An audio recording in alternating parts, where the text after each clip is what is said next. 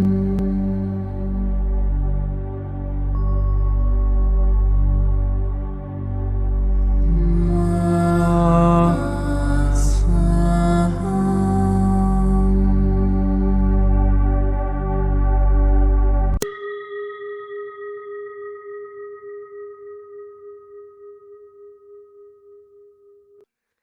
qui suit est la transcription d'un échange entre Mathias de Stefano, désigné ici comme moi, et son soi supérieur désigné comme je suis.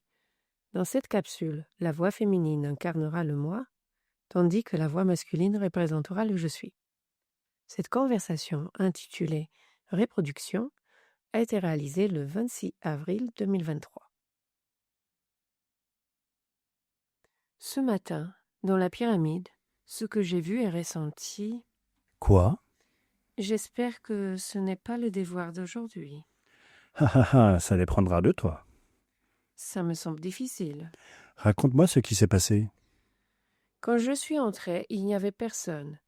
Et, en m'approchant du sarcophage, j'ai vu mon petit-fils allongé dessus. Comme dans l'histoire que j'ai écrite, j'ai l'impression de communiquer un peu avec lui chaque jour, à travers le temps. Et à ses côtés, j'ai senti son père, c'est-à-dire mon fils, qui n'est pas encore né. Je me sens toujours connectée à eux, d'une manière ou d'une autre. Alors je me suis agenouillée devant le sarcophage et je me suis connectée à eux, sentant ce qu'ils m'apportaient pour aujourd'hui. Et j'ai reconnu avec force le centre créatif. Puis la présence du Père et de la Mère, divin, s'est manifestée, m'emmenant dans un voyage de création. Ensuite, un groupe d'Espagnols s'est présenté, des touristes, qui peu à peu se sont joints à la méditation et au chant.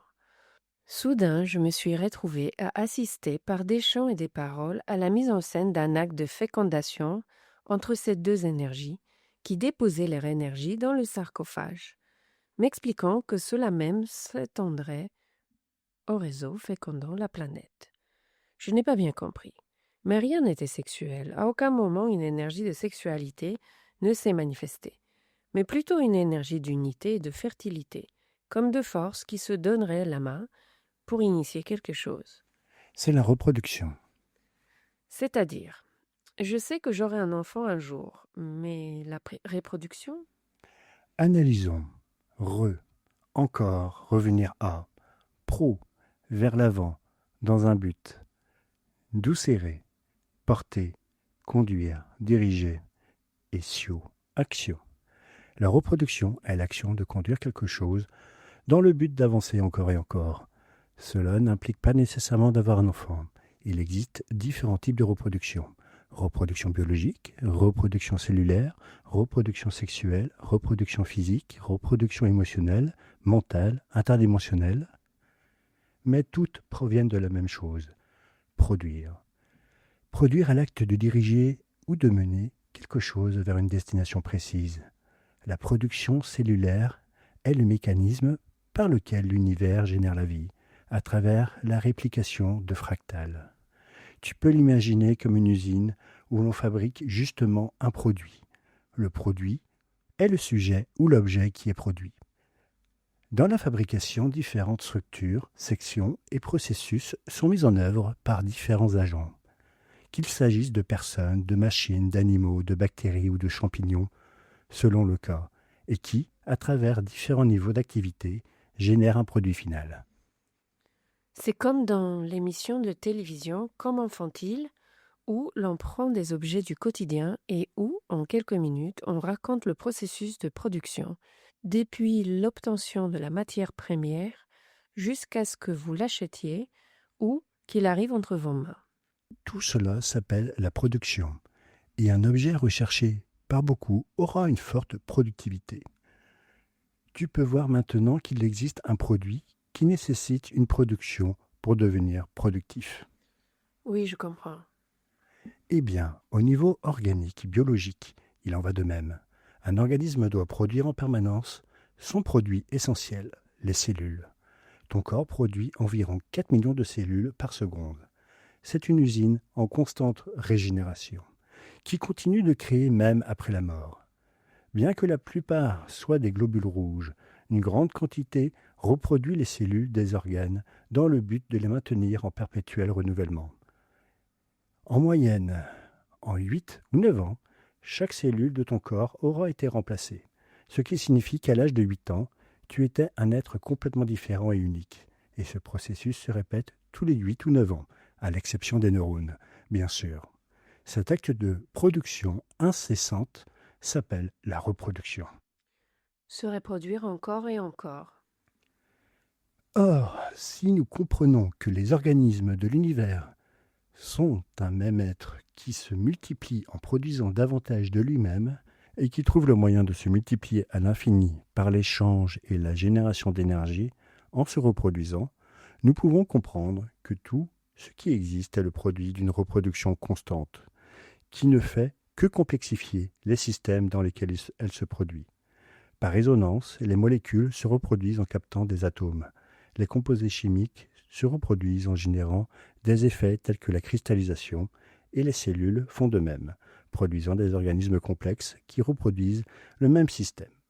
Dans ce cas, nous avons différentes formes de reproduction cellulaire, principalement divisées en sexuelles et asexuées. La reproduction asexuée est celle d'un être qui n'utilise pas ses organes génitaux pour se reproduire. Et la reproduction sexuée, eh bien, c'est le contraire.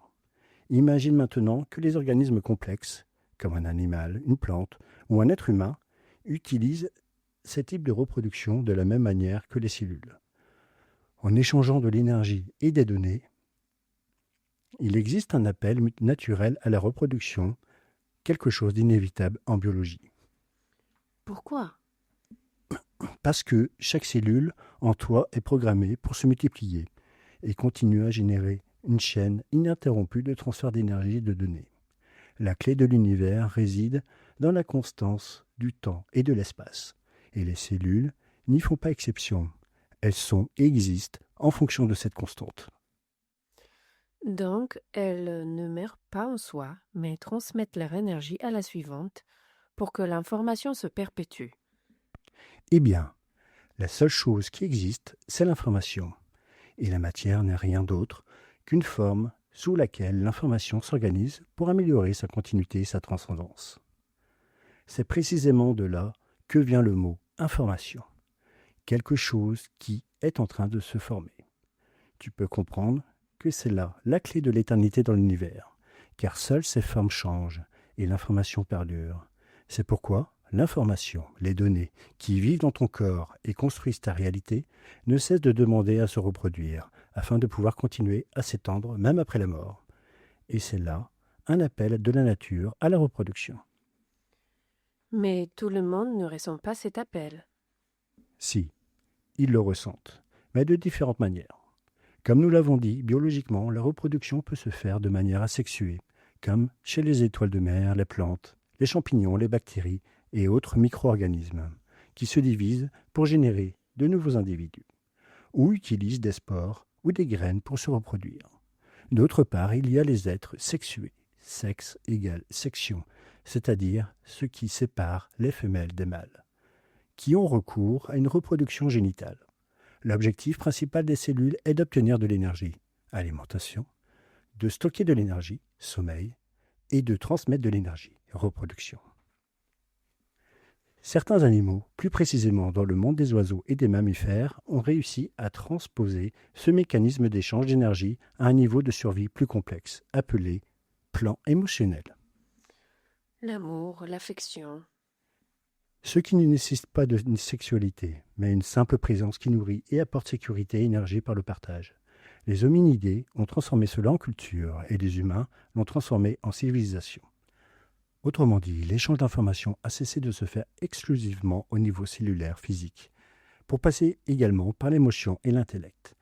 L'évolution sociale de l'humain l'a conduit à être capable de se reproduire d'une manière qui n'avait jamais existé auparavant, par la reconnaissance.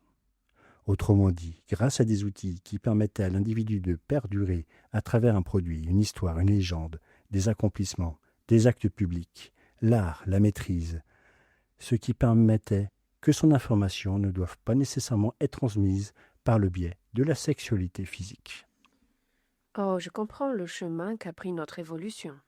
C'est ainsi qu'est née la productivité, la conscience qu'il est nécessaire de faire des choses, de produire pour être reconnu. C'est ce qui fait que même si certains disent ne pas vouloir d'enfants, l'idée de porter un enfant ne les rend pas heureux, mais celle de créer, oui. La reproduction n'est pas propre à la sexualité, mais à un être qui transmet des informations d'une cellule à une autre, d'un individu à un autre, d'un produit à un autre. Comme nous l'avons dit, produire, c'est mener quelque chose à bien, diriger un projet, concrétiser une idée, ce qui n'a pas nécessairement à voir avec la procréation, le fait d'avoir un bébé. Je comprends. Alors à quoi faisaient référence ces forces aujourd'hui? La force féminine et la force masculine. Pour créer, tu as besoin de la force féminine intérieure, de l'inspiration qui réside en toi, de l'amour qui relie les choses, qui tisse les réalités. Et d'autre part, tu as besoin de la force masculine, de l'extérieur, qui te propulse, qui allume la volonté, qui donne une logique à ce qui est créé. Ces deux forces vivent en chaque être et constituent la capacité créatrice. Ton corps sait ce qu'est l'avancement et sait ce qu'est la production de cellules. Par conséquent, en toi se trouvent les expériences de la création elle-même, et c'est pourquoi tu dois les mettre en œuvre. Ce que les deux êtres disaient aujourd'hui, c'est que la Terre est une cellule, et qu'en tant que telle, elle se multiplie. Cependant, pour que cela se projette dans d'autres dimensions, et que, en se manifestant dans celle-ci, cela puisse être productif, il faut que ces deux forces s'unissent pour générer la conscience. Comme ce que nous ferons lors de l'activation planétaire, où 6 femmes seront au nœud sud et la Terre, et 6 hommes au nœud nord. Et les deux devront s'unir pour reproduire les formes et transmettre l'information d'une dimension à l'autre. C'est comme si la Terre était un ovule et que l'information descendait comme des spermatozoïdes vers tous les nœuds ouverts du monde. Et si cela se produit, une nouvelle information pourra entrer dans le monde, fécondant une nouvelle conscience, transmettant les données d'autres dimensions à celle-ci. Waouh, c'est comme une grande fécondation à un niveau insoupçonné. Et quand cela se produira, de nouvelles âmes et de nouveaux esprits reviendront dans ce monde, ceux qui ne l'avaient jamais fait auparavant. Et ce sera le moment De quoi? que tu doives transmettre ton information, avoir un enfant. Waouh, ok, c'est-à-dire après la réconnexion planétaire. C'est ça, car tout ce que tu fais dans ce monde, c'est déjà une production. Tout ce que tu laisses aux autres, c'est toi-même en train d'étendre ce que tu es. T'es donné au monde, mais tout ce que tu fais, ce n'est pas pour toi, c'est pour la terre. Ton enfant sera ton véritable héritage, le tien propre. Le grand héritage, comme mon livre. Je l'ai intitulé ainsi quand j'avais 15 ans. Et ce n'est que maintenant que cela prend tout son sens pour moi. L'histoire est déjà écrite, tu dois simplement oser la vivre. Lorsque les deux forces s'uniront lors de la reconnexion, les nouveaux que tu attends pourront être conçus et naître. Et comment nous préparons-nous? Quelle est la tâche à accomplir pour cela? Je vais vous donner quelques conseils. Tout d'abord, vous devez transcender le concept de la sexualité, purifier les canaux, les conduits sexuels et les remplir de lumière, grâce à des techniques de tantra, de kundalini, de méditation, de sexualité sacrée. Vous libérez activement les tensions dans ces centres créatifs sur le plan physique. Sur le plan émotionnel, tu dois te permettre de créer, oser faire de l'art sans juger tes incapacités. Je ne sais pas faire ça. Ne compte pas dans cette pratique. Car la pratique est justement le chemin que celui qui ne sait pas doit parcourir. Peint, danse, dessine, construit, moule, sculpte, dessine, réalise un projet. Et mentalement, écris ton histoire, donne vie à tes idées dans le monde. Prends des notes. Utilise le fameux « cher journal ».